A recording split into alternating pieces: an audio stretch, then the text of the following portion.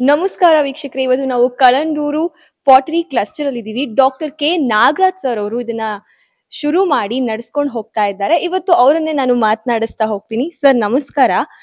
ಒಂದ್ ಕಡೆ ವೈದ್ಯರಾಗಿದ್ದೀರಾ, ಇನ್ನೊಂದು ಕಡೆ ರಾಜಕೀಯದಲ್ಲೂ ಕೂಡ ತಮ್ಮನ್ ತಾವು ತೊಡಗಿಸ್ಕೊಂಡಿದ್ದೀರಾ, ಇನ್ನೊಂದ್ ಕಡೆ ಸಮಾಜ ಸೇವೆಯಲ್ಲೂ ಕೂಡ ಇದ್ದೀರಾ. ಅದ್ರಲ್ಲೂ ಕೂಡ ನೀವ್ ಇಷ್ಟೆಲ್ಲ ಮಾಡ್ತಿದ್ರು ಕೂಡ ನಿಮ್ಮ ಕುಲ ಕಸುಬನ್ನ ಏನು ಕುಂಬಾರ ವೃತ್ತಿ ಇದೆ ಅದನ್ನ ಮರಿದೆ ಇದನ್ನ ಶುರು ಮಾಡಿದೀರಾ ಹಾಗೂ ನಡೆಸ್ಕೊಂಡು ಹೋಗ್ತಿದ್ದೀರಾ. ಹೇಗೆ ಆಸಕ್ತಿ ಶುರುವಾಯ್ತು ಸರ್ ಇದ್ರ ಮೇಲೆ? ಯಾಕೆ ಮಾಡ್ಬೇಕು ಅನ್ನಿಸ್ತು? ಮೇಡಮ್, ಇದು ಏನಂತಂದ್ರೆ, ಇದು ಈಗ ಬೈ ಬರ್ತ್ ನಾನು ಕುಂಬಾರ ಕಮ್ಯುನಿಟಿಯಲ್ಲಿ ಹುಟ್ಟಿದ್ರಿಂದ ಬರೀ ನಮ್ಮ ಕುಂಬಾರ ಸಮಾಜಕ್ಕೆ ಮಾತ್ರವಲ್ಲದೆ ಈ ಸುತ್ತಮುತ್ತ ಗ್ರಾಮೀಣ ಭಾಗದಲ್ಲಿ ಇರ್ತಕ್ಕಂಥ ನಿರುದ್ಯೋಗ ಹಾಗೂ ಏನು ಈ ಕರಕುಶಲ ಕರ್ಮಿಗಳು ಯಾರಿರ್ತಾರೆ ಅಂದ್ರೆ ಈ ಕುಂಬಗಾರಿಕೆ ವೃತ್ತಿಯಲ್ಲಿ ಯಾರು ಅಂದ್ರೆ ಮೊದ್ಲೆಲ್ಲ ಹೇಗಾಗ್ತಿತ್ತು ಈ ಮಣ್ಣನ್ನ ಕೆರೆಗಳಿಂದ ತಗೊಂಡ್ಬರ್ಬೇಕಾಗಿತ್ತು, ಇಲ್ಲಿ ಇದು ಮಾಡಿ ಆವಾಗ ಹೊರಗಡೆ ಅಂದ್ರೆ ಹಳ್ಳಿ ಮಧ್ಯದಲ್ಲಿ ಏನ್ ಮಾಡ್ತಿದ್ರು, ಕಟ್ಟಿಗೆಗಳನ್ನ ಇಟ್ಟು ಸುಟ್ಟು ಏನ್ ಮಾಡ್ತಿದ್ರು, ಮಡಕೆಗಳನ್ನ ಸುಡ್ತಾ ಇದ್ರು.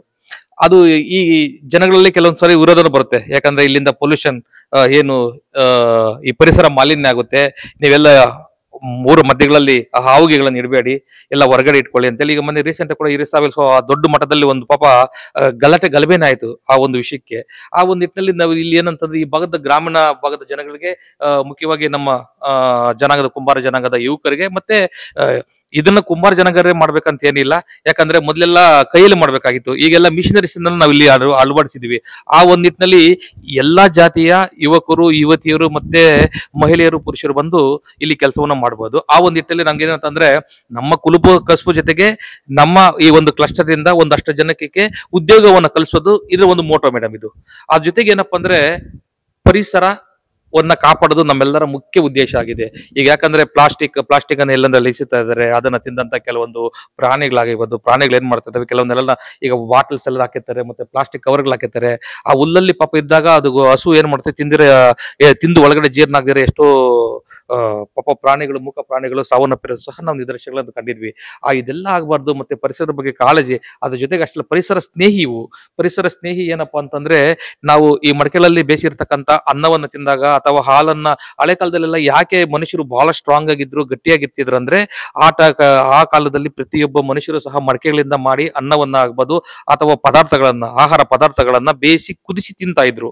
ಕಟ್ಟೆಗಳನ್ನ ಇಟ್ಟು ಮತ್ತೆ ಏನು ಮಡಕೆಗಳ ಮುಖಾಂತರ ಮಣ್ಣಿನ ಎದುರು. ಯಾಕಂದ್ರೆ ಇದು ಆಮ್ಲೀಯತೆಯನ್ನ ಹೆಚ್ಚು ಮಾಡಕ್ ಬಿಡೋದಿಲ್ಲ, ಅಸಿಡಿಕ್ ಕಂಟೆಂಟ್ ಅಂತ ಜಾಸ್ತಿ ಮಾಡಕ್ ಬಿಡೋದಿಲ್ಲ. ಹಂಗಾಗಿ ಕ್ಷಾರೀಯ ಇದನ್ನ ಬ್ಯಾಲೆನ್ಸ್ ಮಾಡುತ್ತೆ, pH ಇದನ್ನ ಬ್ಯಾಲೆನ್ಸ್ ಮಾಡುತ್ತೆ. ಆ ಒಂದು ನಿಟ್ಟಿನಲ್ಲಿ ಹಳೆ ಕಾಲದಲ್ಲಿ ತಿಂತಕ್ಕಂಥವ್ರಿಗೆ ಹೆಚ್ಚಾಗಿ ಗ್ಯಾಸ್ಟ್ರಿಕ್ ಇರ್ತಾರಲ್ಲ, ಮೊಣಕಾಲು ನೋವು ಇರ್ತಾರಲ್ಲ, ಮತ್ತೆ ಮೂಳೆ ಸವಿತಾ ಇರ್ತಾ ಇರ್ಲಿಲ್ಲ. ಅವರು ಬಾರಿ ಸ್ಟ್ರಾಂಗ್ ಆಗಿರ್ತಿದ್ರು. ಪ್ರತಿಯೊಬ್ಬರು ಸಹ 80, 90, 100 ಇಯರ್ಸ್ ರೀಚ್ ಆಗ್ತಾ ಇದ್ರು. ಆದ್ರೆ ಈ ಇತ್ತೀಚಿನ ದಿನಗಳಲ್ಲಿ ನಾವು ತಿಂತಾ ಇರ್ತಾ ಆಹಾರ ಪ್ರತಿಯೊಂದು ಕೆಮಿಕಲ್ಸ್ ಇಂದ ಕೂಡಿದೆ. ಅಂದ್ರೆ ಇನ್ಕ್ಲೂಡಿಂಗ್ ತರಕಾರಿ ಬೆಳೆಯೋದ್ರಿಂದ ಹಿಡಿದು ಗೊಬ್ಬರಗಳನ್ನ ಹಾಕಿ ತರಕಾರಿ ಕಾಳುಗಳನ್ನ ಬೆಳಿತಾರೆ, ಪ್ಲಸ್ ಹಣ್ಣುಗಳ ಹಂಪಲುಗಳನ್ನ ಬೆಳಿತಾರೆ. ಏನು ಗೊಬ್ಬರ ಹಾಕಿ, ಪೆಸ್ಟಿಸೈಡ್ಸ್ ಅಂಡ್ ಇನ್ಸೆಕ್ಟಿಸೈಡ್ಸ್ ಎರಡೂನು, ಅಂದ್ರೆ ರಾಸಾಯನಿಕ ಗೊಬ್ಬರನ್ನ ಹಾಕ್ತಾರೆ, ಮತ್ತೆ ಕ್ರಿಮಿಕೀಟಗಳ ಔಷಧಿಗಳನ್ನ ಹೊಡೆದು ಏನ್ ಮಾಡ್ತಾರೆ, ಬೆಳಿತಕ್ಕಂಥ ಬೆಳೆಗಳನ್ನ ತಿಂದು ನಮ್ಮ ದೇಹ ಸಹ ಹಾಳಾಗ್ತಾ ಇದೆ. ಅದಕ್ಕೆ ಇತ್ತೀಚೆಗೆಲ್ಲ ಬೇಗ ಅತಿ ಚಿಕ್ಕ ವಯಸ್ಸಿನಲ್ಲಿಯೇ ಶುಗರ್, BP, ಥೈರಾಯ್ಡ್, ಹೆಣ್ಣು ಮಕ್ಳಿಗಾದ್ರೆ ಈ PCOD ಇವೆಲ್ಲ ಬರ್ತಾ ಇರೋದೆಲ್ಲ ನಾವು ತಿಂತಾ ಇರ್ತಕ್ಕಂಥ ಆಹಾರ. ಅದರಲ್ಲೂ ಮುಖ್ಯವಾಗಿ ಬಹಳಷ್ಟು ವಿಷಯುಕ್ತ ಆಹಾರ, ಅಂದ್ರೆ ಏನು ಈ ಕೆಮಿಕಲ್ಸ್ ಫರ್ಟಿಲೈಸರ್ ಆಗಿ ಮಾಡ್ತಿರೋಂಥ ಅಂತದನ್ನ ನಾವ್ ಏನ್ ಮಾಡ್ತಿದ್ವಿ, ಹೋಗ್ಲಾಡ್ಸ್ಬೇಕು ಅಂತೇಳಿ ಸ್ಟೀಲ್ ಪಾತ್ರೆಗಳಲ್ಲಿ ಬೇಯಿಸುವಂತ ತಿನ್ನೋದ್ರಿಂದ ಆಗ್ತಕ್ಕಂಥ ದುಷ್ಪರಿಣಾಮಗಳಾಗಬಾರ್ದು. ಅದನ್ನೆಲ್ಲ ಮಾಡೋದು ಆರೋಗ್ಯದ ಒಂದು ಕಾಳಜಿ. ಎರಡನೇದು ನಿರುದ್ಯೋಗ ಸಮಸ್ಯೆನ ನಿವಾರಣೆ ಮಾಡ್ತಕ್ಕಂಥದ್ದು ಒಂದು ಕಾನ್ಸೆಪ್ಟ್. ಸರ್, ಈ ಪಾಟರಿ ಕ್ಲಸ್ಟರ್ ಅಲ್ಲಿ ಎಷ್ಟು ಜನ ಕೆಲಸ ಮಾಡ್ತಾರೆ? ಆಮೇಲೆ ಯಾವ ತರ ನೀವು ಕಲಾಕೃತಿಗಳನ್ನ ಇಲ್ಲಿ ಮಾಡ್ತಿದ್ದೀರಾ? ಬರೀ ಮಡಕೆ ಮಾತ್ರ ಅಲ್ಲ, ಇಲ್ಲಿ ನಾವು ನೋಡ್ತಾ ಇರಬಹುದು ಎಷ್ಟು ಚೆನ್ನಾಗಿದಾವೆ ಇವೆಲ್ಲ ಮಣ್ಣಿನಿಂದ ಮಾಡಿದಂತಹ ವಸ್ತುಗಳು. ಅದು ಮೇಡಮ್, ಈಗ ಇದು ನಮ್ಮ ಕ್ಲಸ್ಟರ್ನ ಮೂಲ ಉದ್ದೇಶ ಬಂದು ಈ ಭಾಗದ ಜನರಿಗೆ ಉದ್ಯೋಗವನ್ನು ಕಲಿಸೋದು. ಆ ಒಂದು ನಿಟ್ಟಿನಲ್ಲಿ ನಾವೀಗ ಒಂದೇನ್ ಮಾಡ್ತೀವಿ ಅಂದ್ರೆ, ಇದಕ್ಕೆ CFC ಅಂತೀವಿ, ಕಾಮನ್ ಫೆಸಿಲಿಟಿ ಸೆಂಟರ್ ಅಂತ. ಅಂದ್ರೆ ಕಾಮನ್ ಫೆಸಿಲಿಟಿ ಸೆಂಟರ್ ಅಂದ್ರೆ ಒಂದು ಮುಖ್ಯ ಒಂದು ಘಟಕ. ಆ ಘಟಕದಲ್ಲಿ ಬಂದು ಈ ಸುತ್ತಮುತ್ತ ಇರ್ತಕ್ಕಂಥ ಭಾಗದ ಇಲ್ಲಿ ಒಂದು 50 ರಿಂದ 60 ಜನ ಈ ಮೇನ್ ಇದರಲ್ಲಿ ಬಂದು, ಅಂದ್ರೆ ಮೇನ್ CFC ಅಲ್ಲಿ ಬಂದು ಕೆಲಸ ಮಾಡ್ಕೋಬಹುದು. ಅವ್ರಿಗೆ ನಾವು 2 ತರ ಆಪ್ಷನ್ ಕೊಟ್ಟಿದ್ದೀವಿ. ಒಂದು, ಯಾರಾದ್ರೂ ಕಲಿತೀವಿ ಅಂದ್ರೆ ನಾವು ಉಚಿತವಾಗಿ ಟ್ರೈನಿಂಗ್ ಅನ್ನ ಕೊಟ್ಟು ನಾವೇನ್ ಮಾಡ್ತೀವಿ ಅವ್ರಿಗೆ ಈ ಒಂದು ಅಂದ್ರೆ ಕೆಲಸವನ್ನು ಮಾಡೋದಕ್ಕೆ ನಾವು ಅವಕಾಶ ಮಾಡ್ಕೊಡ್ತೀವಿ. ಅದರಲ್ಲಿ ಅವ್ರು 2 ತರ ಮಾರ್ಕೆಟಿಂಗ್ ಅಲ್ಲಿ ವಿಷಯದಲ್ಲಿ 2 ತರ ಮಾಡ್ಕೋಬಹುದು. ಒಂದು ಅವರೇ ಮಾಡಿ ನಮ್ಗೆ ಒಂದು ನಮ್ಮ NGO ಅಥವಾ ನಮ್ಮ ಒಂದು ಕಲ್ಲಂದೂರು ಪಾಟ್ರಿ ಕ್ಲಸ್ಟರ್ ಒಂದು ಸೊಸೈಟಿಗೆ ಅವ್ರು ಮಾಡಿರ್ತಕ್ಕಂಥ ಉತ್ಪನ್ನಗಳನ್ನ ನಮ್ಗೆ ಕೊಟ್ಟರೆ ಅವ್ರೇನಪ್ಪಾ ಅಂತಂದ್ರೆ ನಾವು ಒಂದು ಪೀಸ್ಗೆ ಇಷ್ಟಂತ ಫಿಕ್ಸ್ ಮಾಡಿರ್ತೀವಿ. ಆ ತರ ಫಿಕ್ಸ್ ಮಾಡಿದಂತವ್ರು ಅವ್ರು ನಮ್ಗೆ ಮಾರ್ಬೋದು. ನಾವು ಮತ್ತೆ ಮಾರ್ಕೆಟಿಂಗ್ ನಾವು ಮಾಡ್ಕೊಂತೀವಿ. ಇಲ್ಲ ಬೇಡ ನಾವೇ ಮಾಡ್ಕೊಂತೀವಿ, ನಾವೇ ಮಾರಾಟ ಮಾಡ್ಕೊಂತೀವಿ, ನಮ್ಗೆಲ್ಲ ತುಂಬಾ ಕಾಂಟ್ರಾಕ್ಟ್ಸ್ ಇದೆ, ನಾವು ಮಾಡ್ಕೊಂತೀವಿ ಅಂದ್ರೆ ಅವರು ಇಲ್ಲಿ ಎಲೆಕ್ಟ್ರಿಕ್ ಬಿಲ್, ಮೇಂಟೆನೆನ್ಸ್ ಚಾರ್ಜಸ್ ಮತ್ತೆ ರಾ ಮೆಟೀರಿಯಲ್ ಚಾರ್ಜಸ್ ಕೊಟ್ಬಿಟ್ಟು ಅವರು ಉತ್ಪನ್ನ ಇಲ್ಲೇ ಮಾಡ್ಕೋಬಹುದು. ನಮ್ಮ ಮಿಷಿನ್ಗಳನ್ನ ಬಳಸ್ಕೋಬಹುದು ಅವರು, ಮತ್ತೆ ಈ ಬಿಲ್ಡಿಂಗ್ ಅನ್ನ ಬಳಸ್ಕೋಬಹುದು. ಅದ್ರ ಜೊತೆಗೆ ಅವ್ರು ಮಾಡಿರ್ತಕ್ಕಂಥ ಮಾರ್ಕೆಟ್ ನ ಅವರೇ ಇದ್ ಮಾಡ್ಕೋಬಹುದು. ಅಂದ್ರೆ ನಮ್ದು ಒಂದು ರೇಟ್ ಫಿಕ್ಸ್ ಮಾಡ್ತೀವಿ. ಪ್ರತಿ ಒಂದು ಐಟಮ್ಗೂ ಒಂದೊಂದು ಇಷ್ಟಿಷ್ಟ ಅಂತ ಹೇಳಿ ನಾವು ಒಂದು ರೇಟ್ ಅನ್ನ ಫಿಕ್ಸ್ ಮಾಡಿದೀವಿ. ಅಷ್ಟು ರೇಟ್ ಅನ್ನ ಫಿಕ್ಸ್ ಅನ್ನ ಮಾಡಿ ನಾವು ಅಂದ್ರೆ ರಾ ಮೆಟೀರಿಯಲ್ ಚಾರ್ಜಸ್ ಅಷ್ಟೇ, ರಾ ಮೆಟೀರಿಯಲ್ ಮತ್ತೆ ಎಲೆಕ್ಟ್ರಿಕ್ ಬಿಲ್ ಮತ್ತೆ ಈ ಜಾಗದ ಮೇಂಟೆನೆನ್ಸ್ ಚಾರ್ಜಸ್ ಅಷ್ಟನ್ನ ಮಾತ್ರ ಕೊಟ್ಬಿಟ್ಟು ಅವ್ರು ಎಷ್ಟು ಗನ ಮಾಡ್ಕೋಬಹುದು.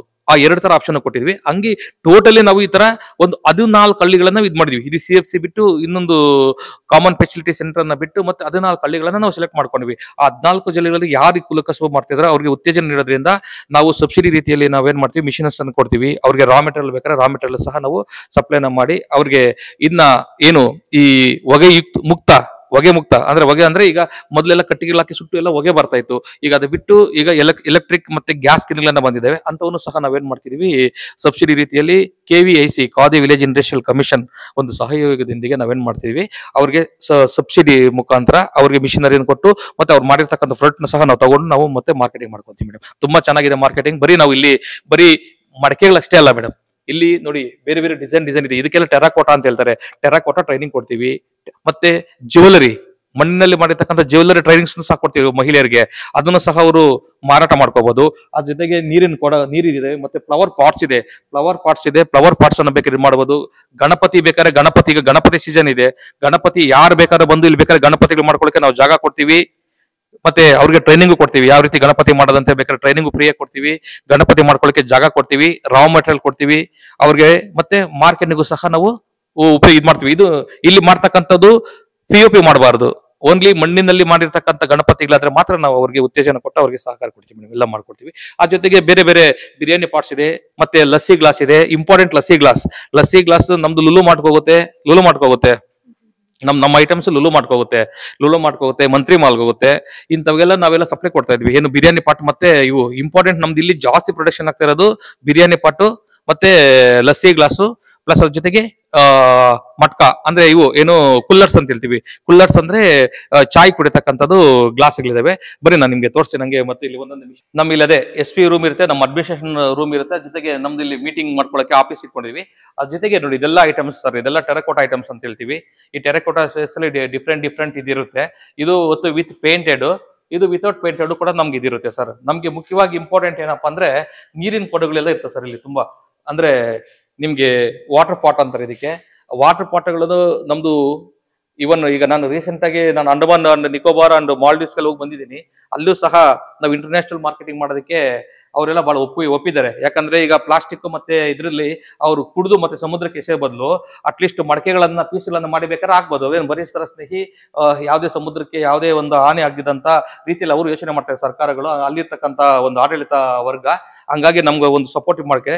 ಮತ್ತೆ ಇಲ್ಲಿ ಇದೆಲ್ಲ ಹ್ಯಾಂಡ್ ಮೇಡ್, ನಾವೆಲ್ಲ ಹ್ಯಾಂಡ್ ಮೇಡ್ ಬೊಂಬೆಗಳು ಸರ್ ಇವೆಲ್ಲ. ನಿಮ್ಗೆ ಎಲ್ಲ ಡಿಸೈನ್ ಇನ್ನು ಇದಕ್ಕೆಲ್ಲ ಪೇಂಟ್ ಆಗಿಲ್ಲ, ಬಟ್ ಹ್ಯಾಂಡ್ ಮೇಡ್ ನಿಮ್ಗೆ ಎಲ್ಲ ಕೈಯಲ್ಲೇ ಮಾಡ್ತಕ್ಕಂಥದ್ದು. ಅಚ್ಚುಗಳನ್ನು ಕೊಟ್ಟು ನಾವೆಲ್ಲ ಟ್ರೈನಿಂಗ್ ಅನ್ನು ಕೊಟ್ಟು ನಾವ್ ಇಲ್ಲೇ ಮಾಡಿರ್ತಕ್ಕಂಥ ಇವೆಲ್ಲ ಬೊಂಬೆಗಳು ಸರ್. ನಾವಿಲ್ಲೇ ಮಾಡ್ತಿರ್ತಕ್ಕಂಥ ಬೊಂಬೆಗಳು. ಇದಕ್ಕೆ ಪ್ರಸಿದ್ಧ ತಜ್ಞರು ಅಂದ್ರೆ ಇದರಲ್ಲಿ ಕುಂಭಗಾರಿಕೆಯಲ್ಲಿ ಪ್ರಸಿದ್ಧ ತಜ್ಞರು ಮತ್ತೆ ಒಳ್ಳೆ ಪದ್ಮಶ್ರೀ ಅವಾರ್ಡ್ ಪಡ್ಕೊಂಡಿರ್ತಕ್ಕಂಥ ಮುನುಸ್ವಾಮಿ ಅವರು ಸಹ ಬಂದು ಇಲ್ಲೆಲ್ಲ ಟ್ರೈನಿಂಗ್ ಕೊಟ್ಟೋಗಿದ್ದಾರೆ. ಇದಾದ ನಂತರ ಇಲ್ಲೆಲ್ಲ ಮಿಷಿನ್ಸ್ ಅಲ್ಲಿ ವಿತೌಟ್ ಕರೆಂಟ್ ಇಲ್ಲ ಅಂದ್ರೂ ಸಹ ಇಲ್ಲಿ ಗ್ಲಾಸ್ ಗಳನ್ನ ಮಾಡ್ತಕ್ಕಂಥದ್ದು. ಇದು ಏನು ಟೀ ಗ್ಲಾಸ್ಗಳನ್ನ ಮಾಡ್ತಕ್ಕಂಥದ್ದು. ಇದು ನಿಮ್ಗೆ ಟೀ ಗ್ಲಾಸ್ ಮಾಡ್ತಕ್ಕಂಥದ್ದು. ಇದು ಬಂದು ನಿಮ್ಗೆ ದೀಪಗಳನ್ನು ಮಾಡ್ತಕ್ಕಂಥದ್ದು. ಇದೆಲ್ಲ ದೀಪಗಳು ಮಾಡ್ತಕ್ಕಂಥ ಮಿಷಿನ್ಸ್. ಇದೆಲ್ಲ ನೋಡಿ ನಾವೇ ಮಾಡಿರ್ತಕ್ಕಂಥ ಇಲ್ಲಿ ದೀಪಗಳು ಮಾಡಿರ್ತಕ್ಕಂಥ ಮಿಷಿನ್ಗಳು, ನಮ್ಮ ಆರ್ಟಿಸನ್ಸ್ ಮಾಡಿರ್ತಕ್ಕಂಥ ದೀಪಗಳು ಮಾಡಿರ್ತಕ್ಕಂಥ ಮಿಷಿನ್ಗಳು. ಇದನ್ನೆಲ್ಲ ಬರ್ನ್ ಆಗಿಲ್ಲ. ಬರ್ನ್ ಆದ್ಮೇಲೆ ಇದು. ಅದ್ರ ಜೊತೆಗೆ ನಮ್ದೇ ಆದಂತ ಬಿರಿಯಾನಿ ಪಾಟ್ಸು ಡಿಸೈನ್ಸ್ ಎಲ್ಲ ಇರ್ತವೆ. ಇಲ್ಲಿ ಬೇರೆ ಬೇರೆ ಡಿಸೈನ್ಸ್ ಎಲ್ಲ ಇರ್ತವೆ. ಬಿರಿಯಾನಿ ಪಾಟ್ಸ್ ಸೈಜ್ ಮೇಲೆ ಇರುತ್ತೆ, ಮತ್ತೆ ಡಿಸೈನ್ ಬೇರೆ ಬೇರೆ ಇರುತ್ತೆ. ಇವೆಲ್ಲ ಲುಲು ಮಾಡಿದಕ್ಕೆ ನೋಡಿ ಇವರು ಕರ್ನಾಡ ವೆಸ್ಡಮ್ ಫುಡ್ಸ್ ಅಂತ ಹೇಳಿ ಅವರು ಆರ್ಡರ್ ತಗೊಂಡಿರ್ತಕ್ಕಂಥ ಇದನ್ನೆಲ್ಲಾನು. ಇವು ಬಿರಿಯಾನಿ ಪಾಟ್ಸ್ ಮತ್ತೆ ಇವು ಮತ್ತೆ ಕರ್ಡ್ ಬೌಲ್ಸ್ ಆಗ್ಬೋದು. ಇದು ಕರ್ಡನ್ನು ಸಹ ಇದರಲ್ಲಿ ಇಟ್ಟು ನಾವು ತಿಂದ್ರೆ ತುಂಬಾ ಒಳ್ಳೆ ಆರೋಗ್ಯವಾಗಿರುತ್ತೆ ಅಂತ ಹೇಳಿ. ಆಮೇಲೆ ಹಾಲು ಅಷ್ಟೇ, ಹಾಲನ್ನು ಸಹ ಈ ಮಡಿಕೆಗಳಲ್ಲಿ ನಾವು ಇದು ಮಾಡ್ಬೋದು ಸರ್, ಏನು ಕುದಿಸ್ಬೋದು. ಆಮೇಲೆ ಅನ್ನನೂ ಮಾಡ್ಬೋದು. ಅನ್ನನೂ ಮಾಡೋದಕ್ಕೆ ಬೇರೆ ಬೇರೆ ಬನ್ನಿ ಸರ್ ಇಲ್ಲಿ ಇದು ಸಿಲಿಂಡರ್ ಎಲ್ಲ ಮಾಡ್ಬೋದು. ಇದು ನಿಮ್ಗೆ ಡಿಫ್ರೆಂಟ್ ಸೈಜಸ್ ಇರುತ್ತೆ. ಇದು ಅನ್ನ ಮಾಡೋದಕ್ಕೆ ಅದಕ್ಕೆಲ್ಲಾನು ಇರುತ್ತೆ. ಇದು ಅನ್ನ ಮಾಡೋದಕ್ಕೆಲ್ಲಾನು ಮಡಕೆಗಳಿರುತ್ತೆ. ಮತ್ತೆ ಕರ್ಡ್ ಬೌಲ್ಸ್ ಅಂತ ಹೇಳ್ತೀವಿ. ಅದ್ರ ಜೊತೆಗೆ ನೀವು ಫಿಶ್ ಕರಿ ಅವೆಲ್ಲ ಮಾಡ್ಬೇಕಂದ್ರೆ ಬಹಳ ತಮಿಳ್ನಾಡಲ್ಲಿ ಬಹಳ ಡಿಮ್ಯಾಂಡ್ ಇದೆ ಫಿಶ್ ಕರಿ ಇದೆಲ್ಲಾನು. ಮತ್ತೆ ಇದರಲ್ಲಿ ಬೇಕಾದ ಫ್ರೈ ಎಲ್ಲ ಮಾಡ್ಕೋಬಹುದು, ಸಾಂಬಾರೆಲ್ಲ ಮಾಡ್ಕೋಬಹುದು ಸರ್. ಇದ್ರಲ್ಲಿ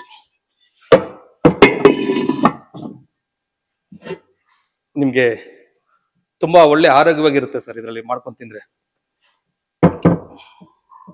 ಅದ್ರ ಜೊತೆಗೆ ಎಲ್ಲ ತರದ್ದು ಐಟಮ್ಸ್ ಇರುತ್ತೆ ಸರ್. ನಿಮ್ಗೆ ಡಿಸೈನ್ ಐಟಮ್ಸ್ ಮತ್ತೆ ಮನೆಯಲ್ಲಿ ಗೃಹ ಅಲಂಕಾರಿಕೃತ ವಸ್ತುಗಳು ಸಹ ನಿಮ್ಗೆಲ್ಲ ರೀತಿಯಲ್ಲಿ ನಿಮ್ಗೆ ಸಿಗುತ್ತೆ. ಇದು ಬಿರಿಯಾನಿ ಪಾಟ್ ಮಾಡ್ತಕ್ಕಂಥ ಮಿಷಿನ್. ಒಬ್ಬ ಮನುಷ್ಯರು ಅಂದ್ರೆ ಒಂದು ಫ್ಯಾಮಿಲಿ, ಒಂದು ಗಂಡ ಹೆಂಡತಿ ಒಬ್ರು ಸಪೋರ್ಟ್ ಇರ್ತಾರೆ, ಒಬ್ರು ಮಾಡೋರು ಬೇಕಾಗ್ತಾರೆ ಸರ್. ಒಬ್ರು ಕರೆಕ್ಟ್ ಆಗಿ 350ರಿಂದ 400 ಬಿರಿಯಾನಿ ಪಾಟ್ಗಳು ಮಾಡ್ಬೋದು. ಆ ಒಂದು ಬಿರಿಯಾನಿ ಪಾಟಿಗೆ ನಾವು 10 ರೂಪೀಸ್ ತರ ಫಿಕ್ಸ್ ಮಾಡಿದ್ವಿ ಸರ್. 10 ರೂಪೀಸ್ ಅಂದ್ರೆ ಸಹ ಒಂದು ದಿನಕ್ಕೆ 4,000 ರೂಪಾಯಿ, 3ರಿಂದ 4,000 ರೂಪಾಯಿ ಒಂದು ಗಂಡ ಹೆಂಡತಿ ಸೇರಿ ದುಡ್ಕೋಬಹುದು ಸರ್. ಇದು ಜೇಡಿ ಮಣ್ಣು ಇರುತ್ತೆ. ಜೇಡಿ ಮಣ್ಣು ಹಳೆ ಕಾಲದಲ್ಲಿ ಎಲ್ಲಾನು ಏನ್ ಮಾಡ್ತಿದ್ರು, ನಮ್ಮ ತಾತನ ಕಾಲದಲ್ಲಿ ಕಾಲಲ್ಲಿ ತುಳಿತಾ ಇದ್ರು, ತುಳಿದು ಇದು ಮಾಡ್ತಿದ್ರು. ಈಗ ಅದಕ್ಕೆಲ್ಲ 3 ತರದ ಮಿಷಿನ್ಸ್ ಬಂದಿರುತ್ತೆ. ನಿಮ್ಗೆ ಸ್ವಲ್ಪ ಗಟ್ಟಿಯಾಗಿ ಬರ್ಬೇಕಂದ್ರೆ ಮಣ್ಣು ಆತರ ಇರುತ್ತೆ. ನಿಮ್ಗೆ ಸೆಮಿ ಸಾಲಿಡ್ ಅಂತಾರೆ. ಅದೇ ಸ್ವಲ್ಪ ತೆಳುವಾಗಿರಿ ಮೆತ್ತಗಿರುತ್ತೆ. ಇದೊಂದು ಸ್ವಲ್ಪ ಗಟ್ಟಿ ಇರುತ್ತೆ ಮಣ್ಣು. ಅಂದ್ರೆ ಇದು ಬೊಂಬೆಗಳು ಮಾಡೋದಕ್ಕೆ ಅದಕ್ಕೆ ಬಳಸ್ತಾರೆ. ಇದನ್ನ ಬಿರಿಯಾನಿ ಪಾಟ್ ಮತ್ತೆ ಲಸ್ಸಿ ಗ್ಲಾಸ್ ಮಾಡ್ಕೊಳಕ್ಕೆ ಇದನ್ನ ಬಳಸ್ತಾರೆ. ಮತ್ತೆ ಇನ್ನೂ ಬಹಳ ತೆಲುಗಿ ಅದು ಒಂಥರ ಲಿಕ್ವಿಡ್ ಕ್ರೀಮಿ ಟೈಪ್ ಇರುತ್ತೆ ಅದು ಮಿಷಿನ್. ಕ್ರೀಮಿ ಟೈಪ್ ಅದು ರೋಲರ್. ಇದು ಬಂದು ರೋಲರ್, ಅದು ಬ್ಲಂಜರ್. ನಿಮ್ಗೆ ಇದು ಬಂದು ಪಗ್ ಮಿಲ್ ಅಂತ ಹೇಳ್ತಾರೆ. ಇದು ನಿಮ್ಗೆ ಏನಾಗುತ್ತೆ ಅಂತಂದ್ರೆ ಅದೇ ಯಾವ್ಯಾವ ಐಟಮ್ ಮಾಡೋದಕ್ಕೆ ಯಾವ ರೀತಿ ಅದ ಮಾಡ್ಕೋಬೇಕು ಮಣ್ಣನ್ನದ್ದು ಆ 3 ತರ ಮಿಷಿನ್ಸ್ ಇರುತ್ತೆ ಸರ್. ಇದು ರೋಲರ್ ಬಂದು ಸೆಮಿ ಸಾಲಿಡ್ ಆಗಿರ್ತದೆ. ಇದು ಬಂದ್ಬಿಟ್ಟು ಸ್ವಲ್ಪ ಸಾಲಿಡ್ ಇರ್ತದೆ. ಅದು ಲಿಕ್ವಿಡ್ ಸರ್, ಲಿಕ್ವಿಡ್ ಐಟಮ್ ತರ ಇರುತ್ತೆ. ನಿಮ್ಗೆ ಕ್ರೀಮ್ ತರ ಇರ್ತದೆ. ನಿಮ್ಗೆ ಅದೇ ಬೊಂಬೆಗಳು ಫುಲ್ ಫಿನಿಶಿಂಗ್ ಬರ್ತವೆ, ಟೆರಕೋಟ ಬಾಂಬೆ, ಆ ಟೆರಕೋಟಗೆ ಅದನ್ನ ಯೂಸ್ ಮಾಡ್ಕೊಂಡು. ಇದು ಬಂದು ನಿಮ್ಗೆ ಕಟ್ಟಿಗೆ ಅಂದ್ರೆ ಬಹಳಷ್ಟು ಗುಜರಾತ್ ಬಾಜಾ ಇರುತ್ತಲ್ಲ, ಇದಕ್ಕೆ ಅಪ್ ಡ್ರಾಪ್ ಕ್ಲೀನ್ ಅಂತ ಹೇಳ್ತಾರೆ. ಇದನ್ನ ಈ ಅಪ್ ಡ್ರಾಪ್ ಕ್ಲೀನ್ ನಲ್ಲಿ ಏನಪ್ಪಾ ಅಂದ್ರೆ ಅದೇ ಐಟಮ್ಸ್ ಎಲ್ಲ ಮೇಲೆ ಜೋಡಿಸ್ಬಿಟ್ಟು ನಿಮ್ಗೆ ಬನ್ನಿ ಸರ್, ಇಲ್ಲಿ ಬನ್ನಿ.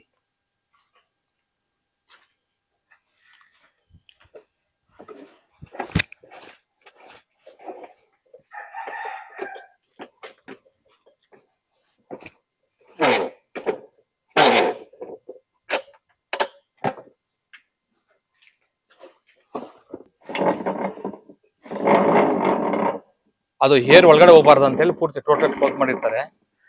ಸುಡಬೇಕಾದ್ರೆ ಮಾತ್ರ ಇದು ಮಾಡಿರ್ತಾರೆ ಸರ್. ಇದು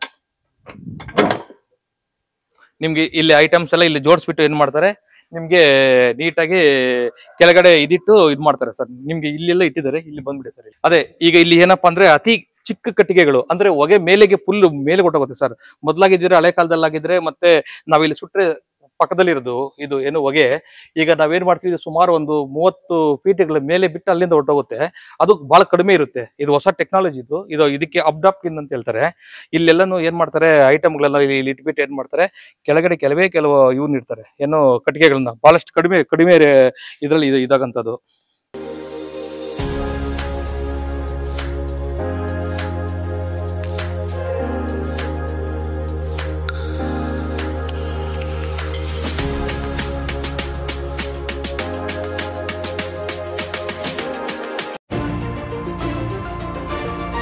DDU ನ್ಯೂಸ್, ಇದು ಜನಸಾಮಾನ್ಯರ ಧ್ವನಿ.